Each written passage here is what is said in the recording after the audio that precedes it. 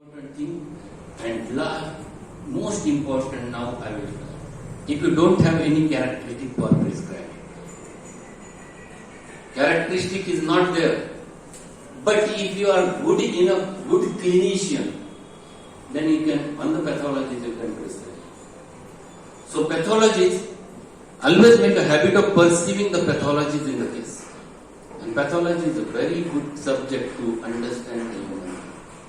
And that's why these are different stages of pathologies which I'm going to share. This is my study of us looking towards the subject, pathological aspect of prescribing. And all those stages are shown over there in the colors. It is the first stage, then gradually increasing inflammation, gradually increasing, leading to absolute congestion, then into the exudation, then pus formation, then a darkened pus formation, and opening that pus. First remedy is the aconite. What has written by Allen over there? Allen says that for congestive stage of inflammation, before localization takes place. Means what? So pain is the primary symptom. Patient complains, doctor, severe pain in my throat. All of a sudden nothing was there. 1 hour back everything was normal. I have consumed such and such thing. All of a sudden I am having severe sore throat. You ask the patient to open the mouth and nothing is there. You don't have congestive tonsils.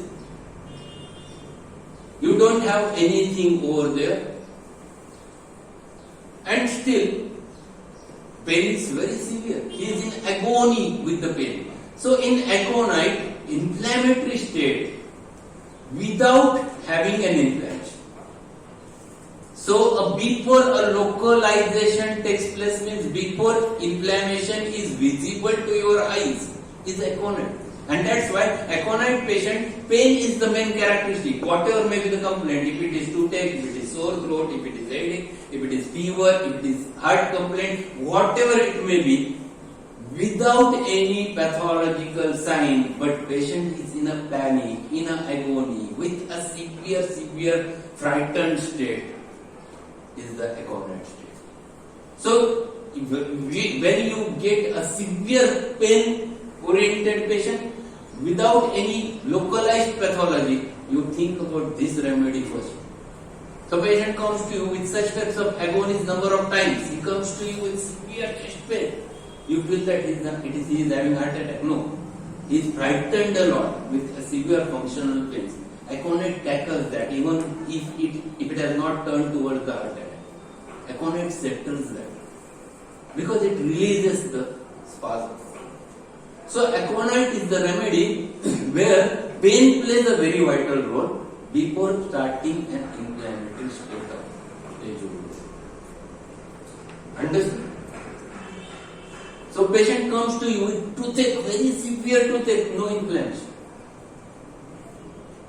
Very severe toothache, neuralgic, very much affected, but without having a localization.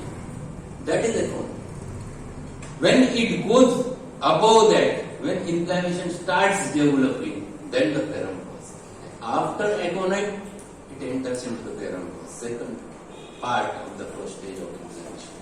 So paramphos, for first stage of inflammation, before exudation sets in, there is no more exudation, there is no more effusion, there is only a start of inflammation.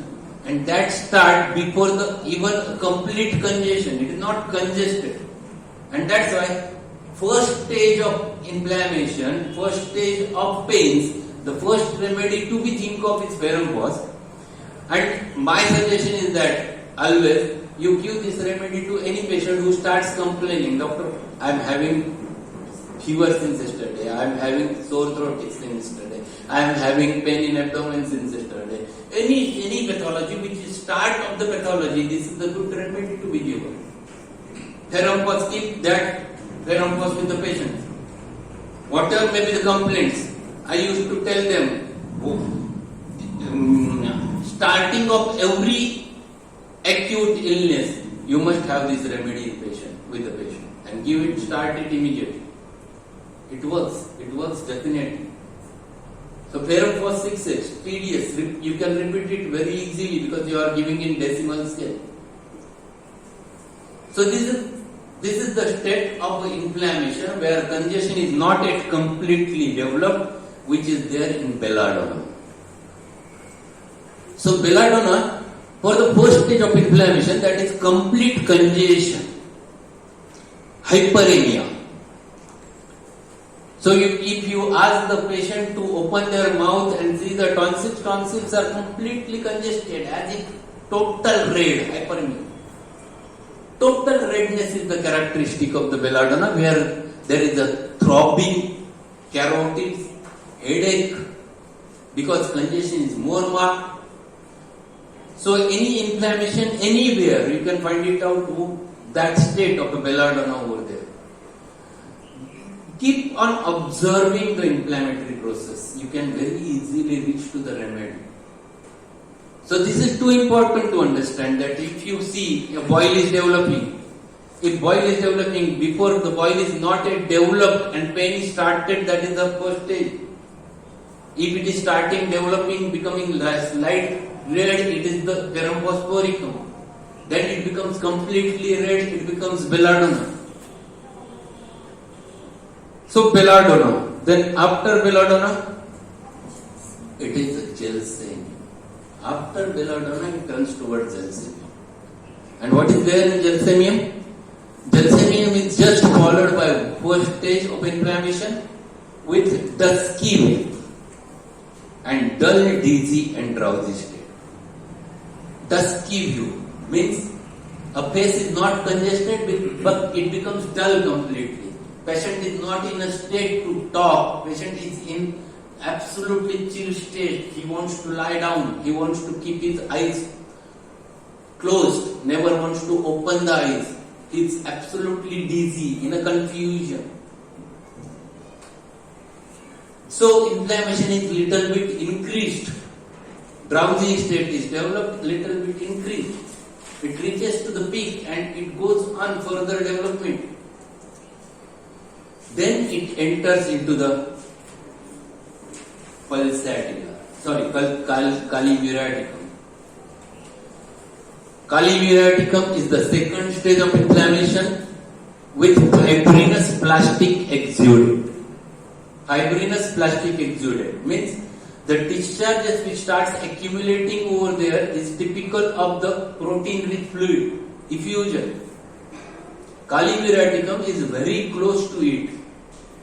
If there is a discharge from the ear, which is typical plastic exudate, calimule, so that boil starts developing a fluid inside it, calimule. If a patient of a herpes zoster comes to you, you observe all those stages, how it develops, you develop all those remedies properly. This is good remedy to be given for the herpes zoster. I used to give the Ferrum plus calimule repeated doses because that is a vesicular skin eruption, papulovesicular, pustular. So it goes through all stages of eruption. Calimule is good remedy in second stage. Then it turns towards the pulsatilla. Pulsatilla nigricans between second to third stage of inflammation, when discharges are getting more yellowish greenish. After calimule, it is turning towards the yellowish greenish. When pus is started developing over there, pulsatilla is the remedy which covers that state, subacute state. So pulsatilla, when patient comes to you with these typical discharges, nasal discharges, choroida is there and it is yellowish greenish with a thirstlessness.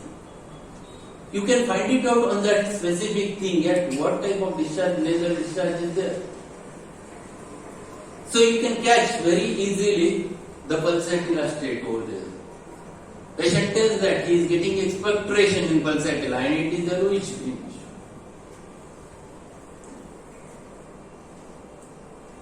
Then little bit improved state of inflammation over there in Kali sulfuricum. Kali sulfuricum, early part of third stage of inflammation where thin yellowish discharge starts accumulating.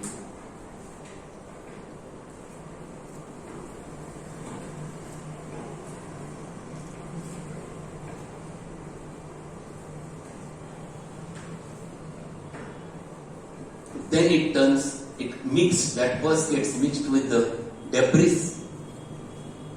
So, Calcaria ulcer, third stage of inflammation with thick, dark yellow discharge. There is presence of vent for discharge, but not yet open. It is in the process of ripening of the abscess. It is called the ripening of abscess. If you want to open that, what you can do? If you want to open the abscess, Silicea 6X plus Heparsulf 6. Heparsulf in very low potency. It opens the abscess. So, Calcaria ulcer, and after Calcaria, the last remedy to be considered is Silicea. And Silicea, it is a pus formation with fistulous burrowing and deeply seated scrofulous character. It ripens the abscess as it promotes the subcoagulation.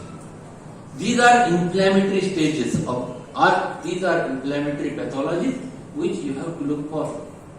This guides you to get a right remedy very easily on the basis of pathology. So, there are n number of approaches to reach the similitude. It is not one approach with which you can. You must learn all those things. Anyone, depending upon the situation, you can find it out right remedy.